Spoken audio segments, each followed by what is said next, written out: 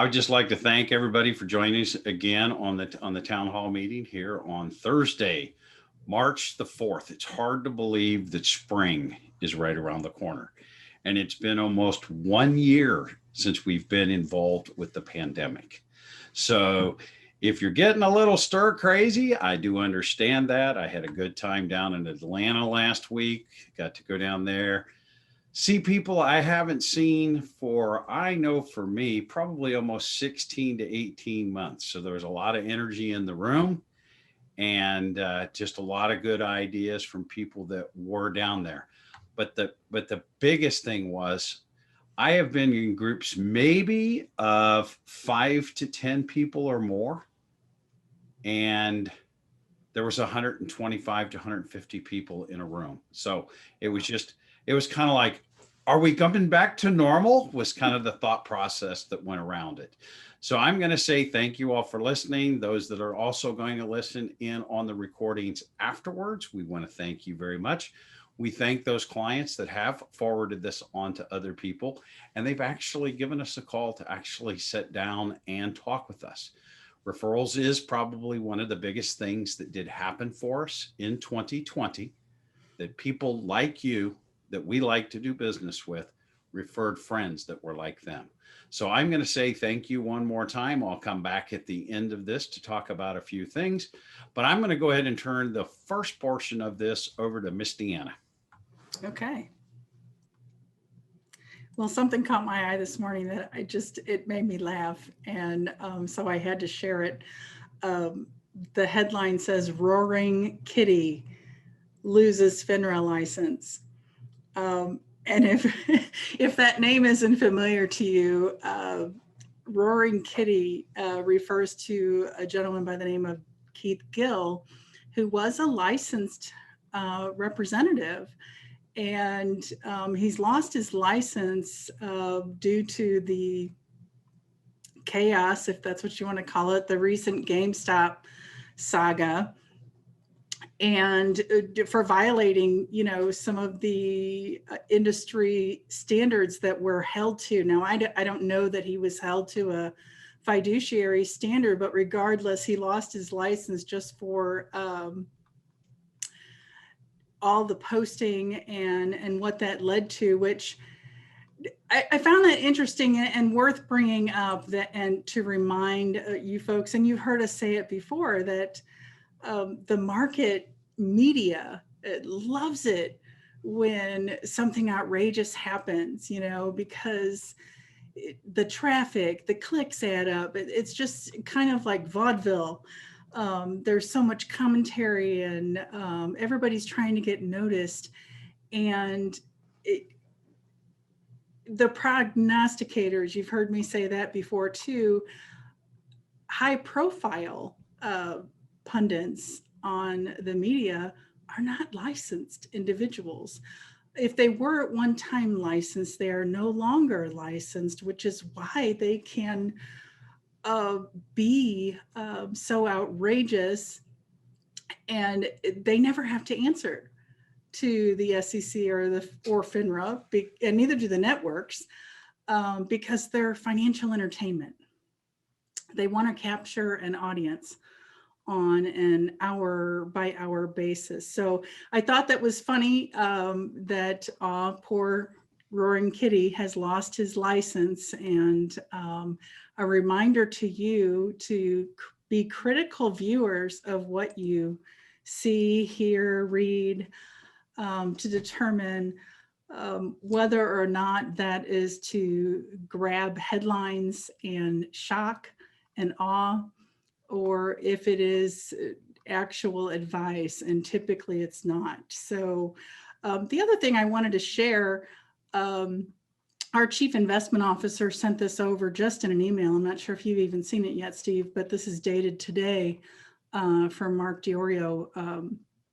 As you know, we're in the middle of a merger with Brookstone Capital, which really just gives us a deeper bench of expertise and resources. And so this was a quick note that Mark sent over just to let us know that the stock sell-off, there's been a sharp sell-off, and he reminds us that that's what stocks do. They can move abruptly higher or lower without a lot of warning. And tech stocks in general, we've been talking about this, are more volatile than the overall market. And so it can be painful during a sell-off, but it was in response to the 10-year Treasury rate that kind of inched up toward 1.5% from 1% at the early start of the year. And so there's a little bit of a correction going on. And it's a reminder to investors that certain areas of the market can lead to huge gains, but they do come with a higher level of risk or price volatility. So it's just important to keep that in mind. And I'll send it over to you, Steve or Mel. I'm not sure who wants to go up next, but that's what I had to share tonight. Let's go ahead and kick her over to Mel. Thank you very much, Miss Deanna. And Mel, let's go ahead and get your part for today's town hall meeting. Good evening, and thank you for joining us. I'm going to be talking about something a little different. One of the things that is very common when we meet new people and are they're thinking about retiring. The number one question is, can I afford to retire? Will my money last? Which is kind of the same question. And where do I get my income? I'm used to getting a paycheck and letting the investments take care of themselves. That was kind of over here where I was putting money in, and over time and all the different things about accumulating the asset. We're used to that, but we're used to living off of the paycheck. And if the paycheck was higher, we might save more or spend more. And our cost of living generally kind of rises with our income for an awful lot of people. When it comes down to, the article that I wrote some time ago is called Welcome to Being Professionally Unemployed. You no longer have a job, and yet you have to provide an income stream for yourself. And exactly how do you do that? And we spend a great deal of time talking and looking and analyzing first, can you retire? And if so, how do we provide that income? And we're going to be focusing on that a lot more in the very near future and looking at some different ways of accomplishing that purpose. It's not new to us. We've kind of always done it. We just have some new software that might make it a little more plainly visible as to which dollar gets spent in what order. And we look forward to using that and a lot more. But a couple of things that I got. It was off an article that I pulled down today about the different types and personalities in retirement planning. And the caption on it says, annuities provide protected lifetime income to millions of Americans every month and are a powerful solution that can give people real retirement security. And the one below that made a ton of sense to me was protection equals confidence. If you knew for a fact that you could take a certain amount of your money and over the next 10 years, provide an income stream that will meet your income needs along with your Social Security and pension. If you knew that, you could see it, and it was very mathematically provable to you. Then we had another piece of money that was set up where you could have a income starting at the end of that 10-year period that would last the rest of both your lifetimes. And all of this is on a guaranteed basis. Then you have some other money that you could invest. How much confidence would you have in your ability to be retired comfortably if you had a provable, viewable, understandable income stream that will last the rest of your lives no matter what? And that is the retire with confidence concept. If I have that in that guaranteed paycheck, I can afford to do what I want to with my invested assets as to what income stream I want. And the paradox to optimism is that optimism works right up until it doesn't. When things happen like the sell-off that Deanna was talking about, or in 08 or 2000 or 2018 in December or March of last year, we have these big downturns in the market. And we all know they happen, we all expect them. But when you're retired and you're having to produce an income from a depressed asset, that's really not confidence. That's worry. But I'm optimistic it'll come back. I just can't go on that trip this year. Okay, I can't buy that new car but I got to wait for the money to come back. And if I spend it, it can't come back. So getting yourself caught up into that optimistic loop when there are bad things happen can be really, really difficult. But these are the 5 categories of retirees that they came with. One was the optimistic dreamer. Creative and open-minded, these individuals want to do good for society and are hopeful that they will enjoy retirement, but are uncertain how to financially prepare for it. I feel this way, but I don't really know how to get there. Okay. Second one was the cautious preparers who followed all of the tried and true practices, including when planning for financial secure retirement, but they're concerned about what risk they may run into. So understanding the risk, that's number 2. 3, uncertain strugglers. I really want to retire, but I don't know if I can. I don't know if I'm doing it right. Which way should I go? And they may have plenty of money. We've actually sat down with uncertain strugglers that had millions of dollars in their investment portfolios, and we're living off, $80,000 a year. But it's not a matter of reality in this case. It's a matter of emotional understanding. And one of the things we spend a lot of time doing is making sure that people understand what the pros and cons are of different structures, different income plans, investments. One of the things I heard Steve say the other day that really resonated with me is an article that he had read about a very large number of people who are retired who have prepared for it live on much less than they could because of fear. They don't really understand how to create the income streams, and they're afraid that a market downturn would have. That's the lack of optimism. That's a lack of confidence. And that's also a lack of a plan to generate the income so you don't have to worry about it. The third one was the purposeful planner. And the bottom line on this is that they're probably going to be just fine. They just want somebody else looking over their shoulder. And then that really rare breed, the ambitious risk takers who just want to change the world and have plenty of money to do it. And it doesn't matter what the market is doing. All it really matters is, what I can do for who and when and how much the kids are going to get. Those are fun too. Those are the 5 different categories of retirees and planning that we have to go through. Fortunately for you, we know how to handle all 5 of you. So we're more than happy to put a plan together that fits for you. So that was my section for tonight. Thank you, Mel. I'm going to kind of recap on 2. I didn't see the chief investment officer's report. I just kind of watched the market. Yes, we've had a little bit of volatility that's kicked in over the last couple of weeks. And a lot of people start to ask about that. And we forget about how corrections are a part of the market. And what we're seeing a lot of is the NASDAQ is actually down almost 10% off its highs. So it's actually in correction territory. But we've had a shift or sector rotation where it's moving out of technology. Some of it's moving into energy, some of it's moving into smaller cap stocks, some of it's moving towards the financials. So what we're doing is we're getting a realignment of the market, because the market has been driven for the last 4 to 5 years by large cap growth stocks.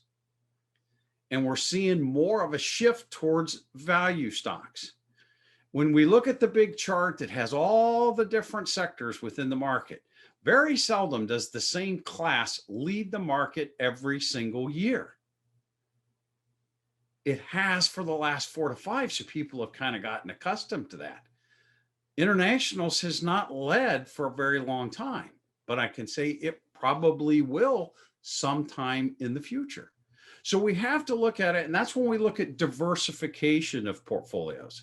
That's why there are times when a portfolio will trail other asset classes. If you look at your 401k and it's all in large cap stocks, it's going to take more of a hit. If you're looking at another portfolio that is more rounded and has other things involved with it. So corrections, part of the market, bringing everything back together, consolidating it. So we're having a shift from just growth to value, part of markets. If you start to get nervous, don't worry about it. Pick up the phone, give us a call. We can chat for a little bit.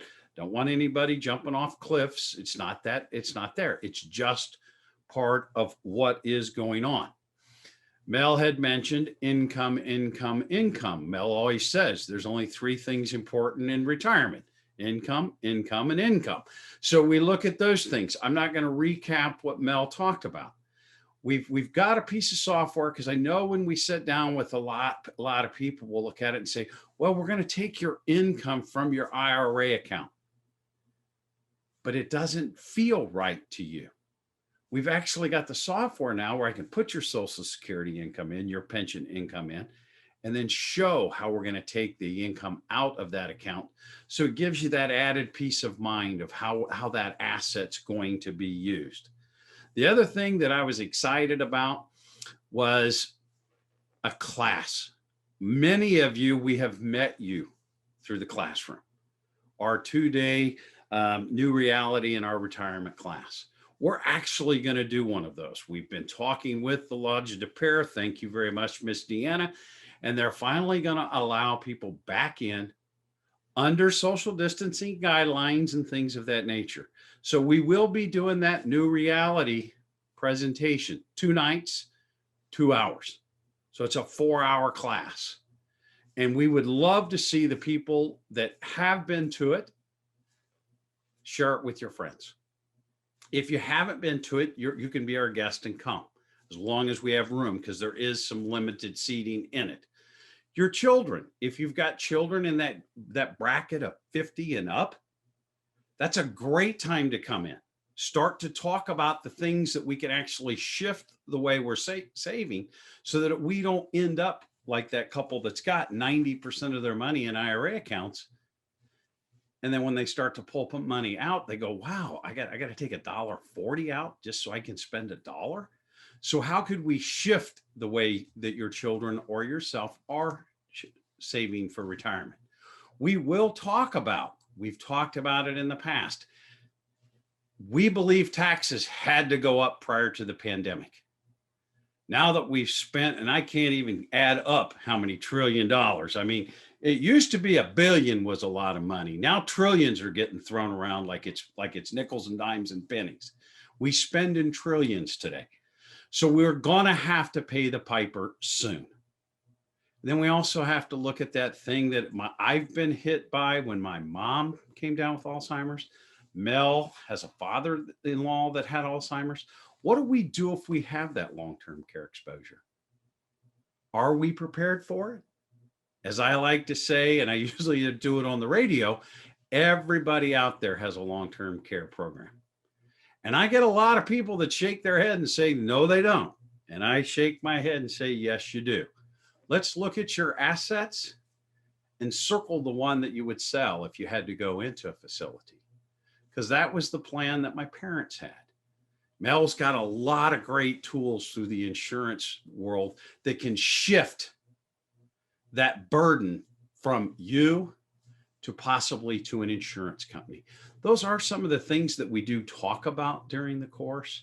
And we'd love to, like I said, fill the room, and the lodge tell us we can't put any more people in it because of the pandemic. I would absolutely love that to happen. I'm just, that's what I'm praying for. And if it's necessary and we get too many, I'll get the room next to it if at all possible. So we'll go from there. If you guys recommend somebody to us, we'll give the early bird price. If it's family, we'll actually give it to you free.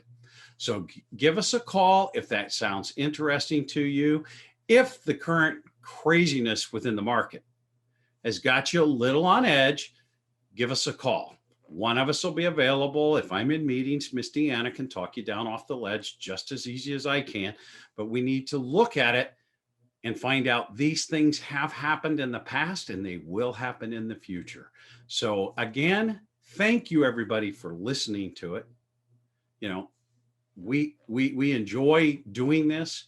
We've enjoyed having you send it to other people as a quick marketing just for us. So again, thank you. We appreciate it.